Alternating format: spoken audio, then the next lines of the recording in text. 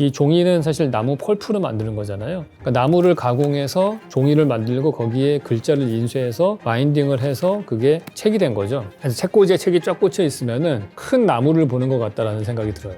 그래서 인공의 숲에 와 있는 듯한 느낌? 그런 게 드는 느낌이 좀 있습니다. 안녕하세요, 왓슨 여러분. 오늘은 동네의 작은 서점에 대해서 이야기하기 위해서 막리단길에 있는 카페 꽃마에 와 있습니다. 현대인들을 보시면 대부분의 많은 지식들을 유튜브를 통해서 많이 얻습니다. 저 역시 뭐 경제 지식이나 국제 정세 같은 것들은 주로 다 유튜브를 통해서 습득을 하거든요. 책들도 보면은 과거에는 종이책밖에 없다가 전자책을 보시는 분도 있고 오디오북을 들으시는 분도 있습니다. 그럼에도 불구하고 종이책이 가지는 의미는 좀 남다른 것 같습니다. 우리가 이제 오디오북의 장점이라고 한다면은 보통 서울 사람들 같은 경우에는 직장을 출퇴근할 때 하루에 2시간 정도를 길바닥에서 소비를 하고요. 그 많은 시간 동안에 이제 오디오북을 듣게 되면은 다른 행동을 하시면서 또 이렇게 책을 읽을 수 있는 효과를 가져올 수 있는 장점이 있죠. 전자책 같은 경우에도 뭐 조용히 큰 부피가 많은 그런 책이 아닌 좁은 공간 안에서도 책을 읽을 수 있는 장점이 있습니다. 하지만 그럼에도 불구하고 이제 종이책이 가지는 독특한 특징이 있는 것 같습니다. 유튜브나 오디오북 같은 경우에는 지식을 일방적으로 전달받는 수용자의 입장에서 지식을 접하는 관계라고 한다면은 종이책은 제가 책을 읽으면서 내가 주도적으로 읽어 나간다고 생각이 들어요. 오디오북은 일정한 속도로 해서 계속해서 지식이 주입되지만은 종이책은 내가 눈을 써서 집중을 해서 한 줄 한 줄 읽어 나가기 때문에 좀 이해가 안 가는 부분들은 좀 천천히 읽고요. 이해가 빨리 되는 부분은 빨리 읽죠. 그러면서 그 스피드를 내가 조절을 할 수가 있고 저자하고 어떻게 보면은 대담을 하는 형식이라고 볼 수 있을 것 같아요. 그 사람이 이렇게 얘기를 하지만은 내가 딴 생각이 들 수도 있잖아요. 사실은 그게 되게 더 중요한 것 같습니다. 저는 책을 읽을 때 어쩌면 가장 중요한 가치는 그 책이 전달해주는 지식보다는 어쩌면은 그 지식을 통해서 나한테서 드는 생각이 더 중요한 것 같아요. 그런 면에서 종이책은 훨씬 더 자기 주도적으로 그런 행위들을 할 수 있다는 장점이 있는 것 같습니다. 근데 종이책의 또 가장 큰 장점이 하나 있죠. 뭐냐면 종이책을 전기나 뭐 이런 거에 도움 없이도 읽을 수 있다는 점이에요. 예를 들어서 내가 뭐 킨들 같은 걸 통해서 전자책을 읽는다. 그렇게 되면은 킨들을 읽을 수 있는 전자기기도 있어야 되고 그게 항상 충전이 돼 있어야 되잖아요. 근데 전기가 없게 되면은 그 책을 읽을 수가 없죠. 오디오북도 내가 플레이어가 있어야지만이 그걸 들을 수 있고 이어폰이 있어야지만이 그 오디오북을 들을 수 있는데 종이책은 어떻게 보면 인간이 만들어낸 가장 원시적인 형태의 정보 기록 장치라고 할 수 있죠. 그래서 그 책을 금속 활자로 프린트한 다음에 그거를 옆에서 한쪽에서 바인딩을 해서 페이지를 넘기면서 볼 수 있게 했다는 그 엄청난 발명이 사실은 시간과 공간의 제약을 뛰어넘어서 다른 사람하고 나의 뇌를 커넥션 시키는 그런 효과를 갖고 오기 때문에 근데 그게 아무런 전자의 도움, 전기의 도움 없이도 현대 문명의 도움 없이도 될 수 있는 가장 원시적인 형태의 기술이기 때문에 더 의미가 있는 것 같습니다.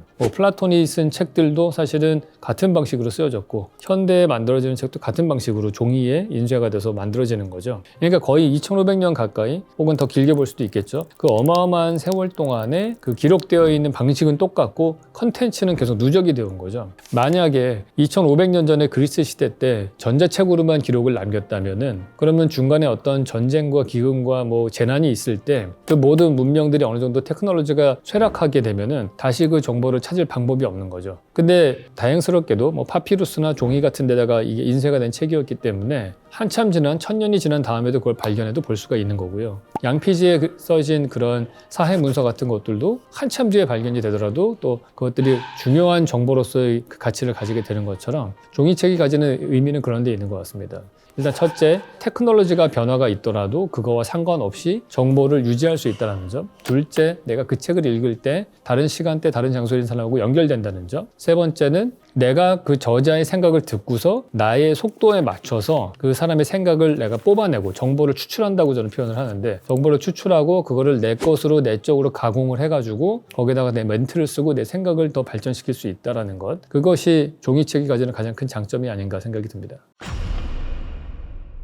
저는 책 읽는 습관 중에 하나가 항상 뭐 밑줄을 치거나 옆에다가 제 멘트를 씁니다. 어떤 때는 뭐 어그리라고 쓰기도 하고요. 그러니까 동의한다 이 사람의 얘기에 혹은 뭐 아니라고 반론을 제기하고 싶으면 옆에다가 뭐 몇 줄 쓰기도 하고 아니면 그걸 통해서 제가 다른 지식하고 연결된 어떤 깨달음이 있으면 그걸 멘트를 옆에다 적어놓기도 하는데 저한테는 사실은 그 밑줄 치고 코멘트 써놓은 게 더 중요한 것 같아요. 그래서 이런 종이책의 장점을 최대한 살리기 위해서는 저는 웬만하면 책을 사서 읽는 게 더 좋다고 생각을 합니다. 그러니까 빌려서 읽으면 그런 행위들을 못하기 때문에 저는 그래서 많은 책을 읽지는 않는 것 같아요. 정말 다독을 하시는 분들에 비하면 저는 그분들의 10분의 1도 안 읽는 것 같다는 생각이 들거든요. 근데 어쨌든 읽는 책은 무조건 저는 이제 책을 사서 읽습니다. 그래야지만이 제가 밑줄을 치거나 멘트를 적어놓고 언제든지 제가 다시 참고하고 싶을 때 그 책을 찾아볼 수 있기 때문에 그런 습관이 생긴 것 같아요. 근데 저만의 약간 독특한 그러한 습관이 있습니다. 이게 뭐냐면은 책꽂이에 책을 꽂을 때 읽은 순서대로 꽂습니다. 그래서 제가 기억나는 거는 학력고사 끝나고 나서 이제 처음 서점에 가서 맨 처음 산 책이 저는 데미안이라는 책이었던 것 같아요. 왜 그걸 샀는지는 모르겠어요. 근데 그 책이 그냥 어디서 많이 들어본 제목이어서 샀습니다. 그래서 그거 읽고 그 다음부터 쭉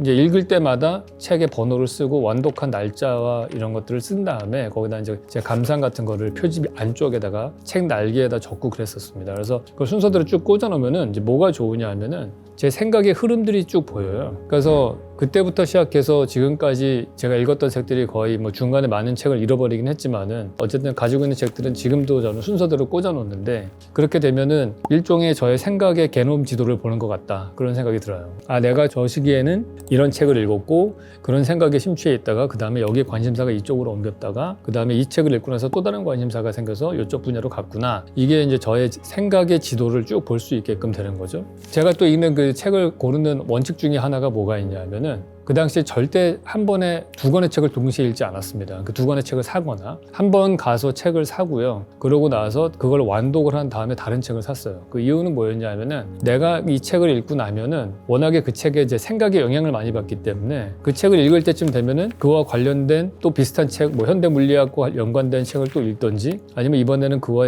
화상된 심리학 책을 읽던지 그 다음에 읽고 싶은 책이 바뀌거든요. 그럼 그때 또 서점에 가서 저의 호기심을 끄는 책을 발견을 하고 약간 보물찾기 같은 거죠. 그래서 발견을 하고 그 책을 읽고 그럴 경우에는 물론 실패하는 책들도 있는 것 같아요. 이제 제가 책 쭉 보면은 한 절반 정도는 실패한 책들인 것 같고요. 절반 정도가 되게 성공적인데 실패한 책도 중간에 덮지는 않습니다. 무조건 이해가 안 가도 그냥 끝까지 다 읽어요. 그래야지만이 그걸 꽂을 수 있으니까 넘버는 매길 수 있고 그게 이제 제가 책을 읽는 습관입니다. 그렇게 해서 책을 읽어서 저의 생각의 지도, 저의 생각의 DNA를 볼 수 있게끔 해놓고 있죠. 그리고 그게 좋은 거는 물론 전자책 같은 데에서도 제가 읽은 책들을 항상 그 컬렉션을 해서 들고 다닐 수도 있기는 하지만은 뭔가 직관적으로 내가 읽은 책들을 그 책등만 쫙 보면은 그걸 꽂은 상태에서 나의 생각을 파악할 수 있다는 게 그게 되게 좋은 것 같아요. 그러니까 마치 그런 거랑 비슷합니다. 우리가 옛날에 알타미라 동굴 보시면은 그 벽화들이 막 그려져 있잖아요. 그걸 통해서 그린 사람의 생각이 공간적으로 이렇게 투영된 것처럼 마찬가지로 저의 한 지난 30년 동안의 제 생각의 지도가 책꽂이라는 공간 안에 이렇게 2차원으로 딱 펼쳐져 있게 되면은 그게 또 공간적으로 저하고 커뮤니케이션 하는 듯한 그런 느낌을 받기 때문에 그게 제가 즐겨하는 방식인 것 같아요.